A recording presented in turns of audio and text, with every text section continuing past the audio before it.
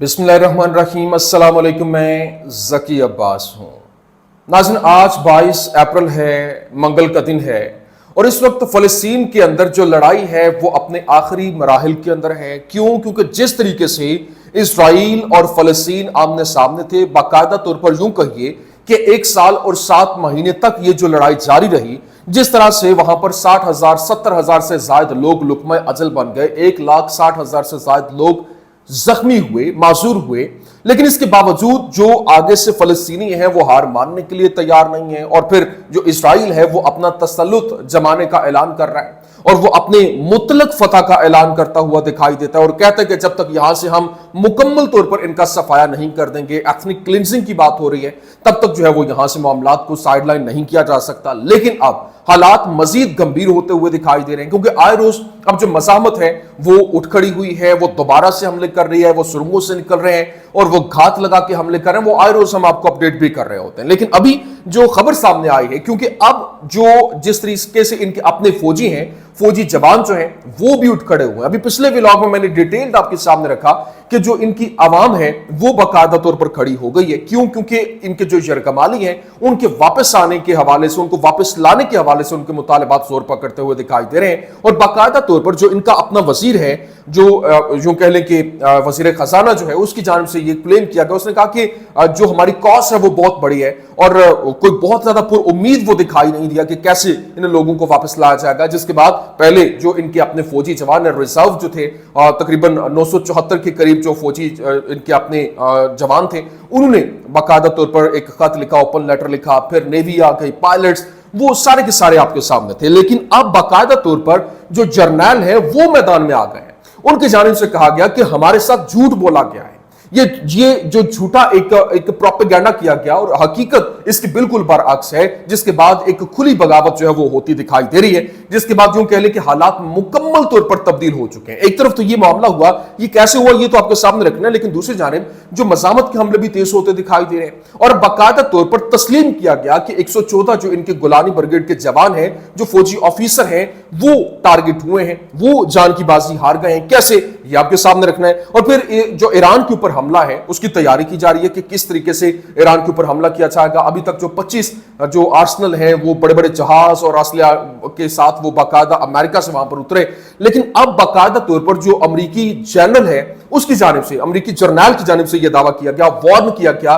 कि ईरान के ऊपर हमला नहीं करना, क्योंकि अगर ईरान के ऊपर हमला किया तो फिर तबाही मुकद्दर बन जाएगी। और ये यूं कह लें कि ईरान के जखीरे के हवाले से, मिसाइलों का जो जखीरा है, उसके पास जो हथियार है, उसको लेकर उसने कहा कि इतनी बड़ी टेक्नोलॉजी, इतनी जबरदस्त किस्म की उनके पास इतना बड़ा जखीरा मौजूद है, वो मुकम्मल तौर पर इस रियासत को ही चिपटा करके रख देंगे। ये क्या मामला, तमाम तर डिटेल्स वन बाय वन आपके सामने रखते हैं। अच्छा नाज़रीन, सबसे पहले तो मैं आपको बता दूं, देखें इजरायली टीवी चैनल है कान, उसकी जानिब से तहकीकात की गई और एक और झूठ का पता चला कि कैसे जो मुआहदा सबोताज किया गया, ये जो बाकायदा तौर पर यरगमालियों को वापस लाने का मुआहदा था और जो इजराइल है और फिर जो मज़ाहमत है उसके दरमियान नेगोशिएशन जो चल रही थी, उसके दरमियान हुआ क्या, एक इन्होंने सुरंग जो थी उसको प्रोजेक्ट किया और इसका भाना फोड़ा है बाकायदा तौर पर इनके अपने साबिक वज़ीर दिफा की जानिब से। ये बताया गया, जो कान न्यूज़ चैनल है उसकी जानिब से तहकीकात की गई और बताया गया कि वो सुरंग थी ही नहीं जिसको सुरंग बयान किया जा रहा था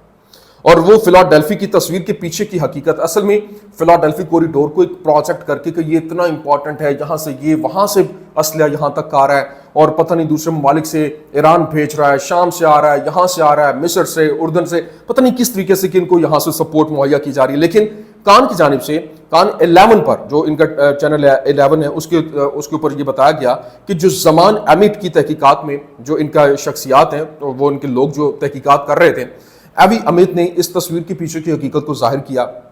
उसने बताया कि यह तस्वीर फिलाडेल्फी कॉरिडोर और यरगमालियों के मुआहदे पर इसराइल की अंदरूनी बहस के उरूज के दौरान फैलाई गई और मालूम हुआ कि यह सुरंग नहीं थी बल्कि गंदगी से ढकी हुई खंदक थी। और इसराइल के साबिक वजीर दिफा योआव गैलेंट ने एवी अमित से कहा कि एक सुरंग जो कभी मौजूद नहीं थी, लेकिन यरगमालियों के मुआहदे को रोकने के लिए इसकी मार्केटिंग की गई। मतलब ये बजाते खुद, अभी कल जो इनका वज़ीर खजाना है उसकी जानिब से जिस तरीके से कहा गया, उसने कहा कि प्रायोरिटाइज करते हुए कि वहां पर वो प्रायोरिटी नहीं है, हमारी कॉस्ट बहुत बड़ी है, नहीं तो वो डैमेज होगी। اب وہ حقیقت سامنے آ رہی ہے کہ بذات خود یہ معاہدہ نہیں کیا گیا. ابھی یہاں پر تصویر کے اندر باقاعدہ طور پر دکھایا گیا کہ ایک خندق جسے درجنوں میٹر گہرائی میں گھسنے والی سرنگ کے طور پر بیان کیا گیا، فروغ دیا گیا کہ فلاڈیلفی کوریڈور کی اہمیت کو بڑھا چڑھا کر پیش کیا گیا، اور یرغمالیوں کے معاہدے میں تاخیر ہوئی، اور وہ معاہدہ جو ہے وہ جس میں کئی لوگ یرغمالی جو ہے وہ جان کی بازی بھی ہار گئے حملوں کے اندر. تو اب جو پوری کی پوری اسی وجہ سے ان کی عوام ہے وہ آپس سے باہر ہے، وہ غم و غصے کا اظہار کر رہی ہے. لیکن ابھی جو سموٹرچ ہے اس نے غزہ میں جو ایک یوں کہہ لیں کہ ایک ایسکیلیشن اور بڑھوتری کا آغاز کیا، اور سموٹرچ پر چینل 14 نے باقاعدہ طور پر اس نے اپنا اظہار خیال کرتے ہوئے غزہ پر حملہ کرنے کے وقت کے حوالے سے کہا کہ یہ وقت آ گیا ہے، اور اگر ایسا نہیں ہوتا تو اس حکومت کی موجودگی کا کوئی جواز نہیں ہے، اور غزہ کی پٹی میں فی الحال کوئی جنگ نہیں ہے بلکہ ایک نیا فوجی آپریشن ہے جس کا مقصد یرغمالیوں کی واپسی پر دباؤ ڈالنا ہے. اور سموٹرچ کی دھمکی کے بعد فضائی حملوں میں واضح اضافہ ہوا. اس بار غزہ میں بلڈوزرز، ٹرینس اور پھر جو بقیہ ڈرلنگ گاڑیوں کو منظم طریقے سے نشانہ بنانے کی نگرانی جو ہے وہ بھی کی جا رہی ہے، بشمول مصری بلڈوزرز جو پٹی کے اندر داخل ہوئے. ابھی اس کی حقیقت میں آپ کے سامنے رکھ دوں. دیکھیں کوئی بھی چیز جو کہ زندگی کو سہولت فراہم کرتی ہے اس کو یہاں پر نشانہ بنایا جا رہا ہے غزہ کے اندر. اور غزہ میں باقی مادہ جو بلڈوزرز ہیں، انجینئرنگ کے آلات ہیں، اور جو ملبہ ہٹانے کے لیے جو آلات استعمال کیے جا رہے ہیں، اور لاشیں نکالنے کے لیے، بنیادی ڈھانچے کی مرمت کے لیے وہ جو تمام تر چیزیں استعمال ہوتی ہیں ان کو ٹارگٹ کیا جا رہا ہے. اور پہلے ہی ایسے آلات کی شدید قلت ہے، لیکن جنگ بندی کے دوران مصر ایک معاہدے کے تحت کچھ مشینری لے کر آیا تھا، لیکن اسرائیل نے پوری طرح عمل نہیں کیا، اور اب جو بچا ہے اسے بھی جو ہے وہ ٹارگٹ کیا جا رہا ہے، اور تاکہ وہ قابل استعمال نہ رہے. اور اب جو زیادہ تر بلڈوزر ہیں وہ قطری مصری کمیٹی نے فراہم کیے. شہری دفاع کی ٹیمیں اور جو پہلے ہی کم سے کم مسائل کے ساتھ کام کر رہی تھیں، اب ان کے پاس تقریباً کچھ بھی نہیں بچا جو زخمیوں کو بچانے اور ننگے ہاتھوں جو وہاں سے لاشیں وہ نکالنے کے اوپر مجبور ہیں. لیکن یہ تمام تر سینیریو کے بعد جو حقیقت کھلی، جو منظرنامہ بدلا، وہ اس میں جو یادوت آرہنوت اخبار ہے اس نے بتایا کہ ان کے جو اپنے جرنیل ہیں وہ اٹھ کھڑے ہوئے ہیں، اور جو ریزرو لیفٹننٹ کرنل اور جو ان کے جنرل ہیں وہ اسرائیلی فضائیہ کے سابق کمانڈر ہیں، ان کی جانب سے کہا گیا کہ ہم نے جنگ روکنے کے لیے درخواستوں کے اوپر دستخط کیے. کیونکہ ہمارے ساتھ جھوٹ بولا گیا. مطلب وہ نتن یاہو کو ٹارگٹ کرتے ہوئے، نشانے پہ لیتے ہوئے کہہ رہے ہیں کہ وہ بے دل ہے اور وہ غلط بیانی کر رہے ہیں. مطلب وہ یوں کہہ لیں کہ انڈائریکٹلی، وہ یہ بھی ڈائریکٹلی یوں کہیں کہ وہ کہہ رہے ہیں کہ یہ جھوٹ بول رہا ہے، جھوٹا ہے. تو اب جناب والا یہ اس کے بعد پہلے ہی عوام کا جمع غفیر ہے جو سڑکوں کے اوپر ہے، جو نیوی کے آفیسرز، پھر جو پائلٹس، پھر ریزرو فوجی، اور اب جرنیل جو ہے وہ میدان میں آ گئے. لیکن یہاں پر جو ہارٹیز اخبار ہے اس کی فوجی ذرائع کی جانب سے تصدیق کی گئی اور بتایا گیا کہ گولانی بریگیڈ جنگ جب سے چل رہی ہے، جتنی بڑی تعداد میں وہاں پر حملے ہو رہے ہیں اور آئے روز دوبارہ سے حملے رپورٹ ہو رہے ہیں، اس میں انہوں نے رپورٹ کیا کہ ان کے 114 جو فوجی ہیں، فوجی آفیسر، وہ جان کی بازی ہار چکے ہیں، اور ہزاروں ابھی تک جو اگر پچھلے رپورٹ کیا جائے پہلے دن سے لے کر اب تک، تو انہوں نے بتایا کہ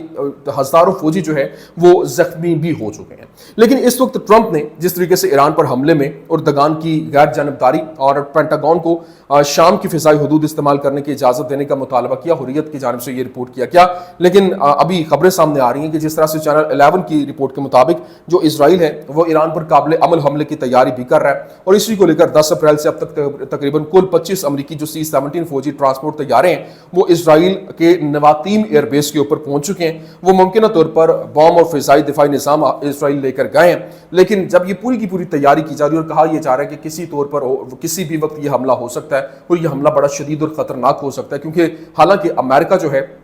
وہ نیگوسیشن بھی کر رہا تھا، وہ معاملات بھی چل رہے ہیں کہ کسی طریقے سے روکا جا سکے. لیکن بارہا ڈونلڈ ٹرمپ کی جانب سے یہ واضح کیا گیا کہ اگر مذاکرات کامیاب نہیں ہوتے تو پھر ایران کے اوپر حملہ کیا جائے گا. تو اب یہ حملے کی جب تیاری ہو رہی ہے اور پوری کی پوری پریپریشن کے ساتھ اسرائیل جو ہے وہ تیاری کر رہا ہے، لیکن اب اس تمام تر سینیریو کے اندر جو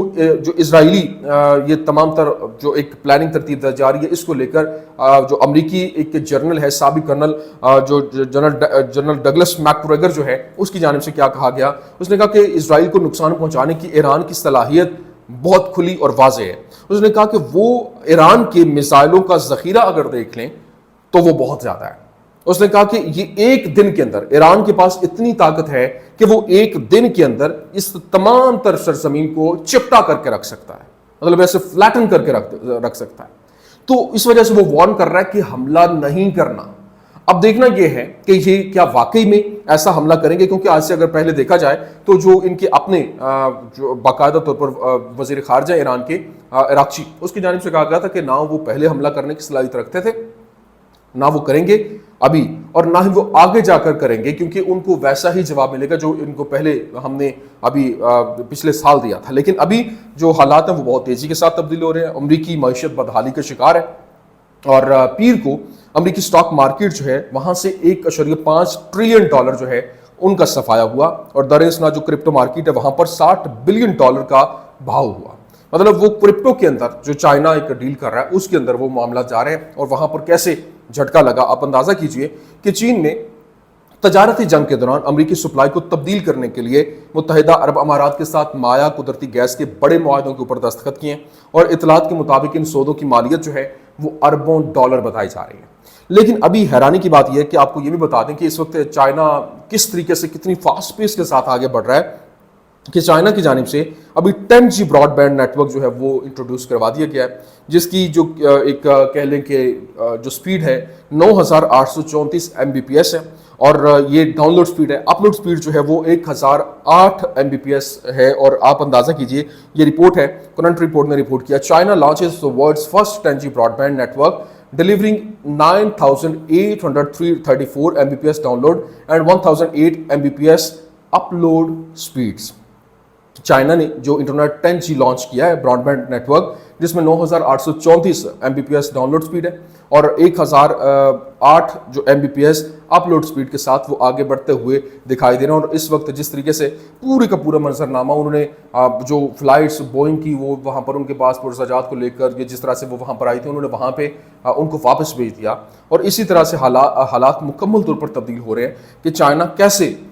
پوری دنیا کے اندر، پورے دنیا کے ممالک کے اندر وہ صلاحیت کر چکا ہے، اور اب امریکہ کو بھی یہ اس بات کا احساس ہو رہا ہے کہ اگر ان کے ڈرون جو ہیں وہ بھی 90% اس کے آلات جو ہے وہ چائنا میں بنتے ہیں، ان کے جتنے بھی برانڈس ہیں وہ ساری کی ساری پروڈکشن جو ہے وہ چائنا میں ہوتی ہے، بس ان کے لوگوز لگنے کے بعد وہاں پہ ایک امریکن برانڈ کے طور پر ڈکلیئر کیے جاتے ہیں۔ تو یہ حالات بہت تیزی کے ساتھ تبدیل ہو رہے ہیں، جو کہ اس وقت امریکہ کے لیے درد سر بنے ہوئے ہیں۔ یہ کچھ اہم ترین اپڈیٹس تھیں، میں نے کہا میں آپ کے سامنے رکھ دوں۔ امید کرتے ہیں ویڈیو آپ کو پسند آئی ہوگی، پسند آنے کی صورت میں لائک کیجیے، شیئر کیجیے، اور ہمارے چینل کو سبسکرائب کرنا مت بھولیے گا۔ شکریہ۔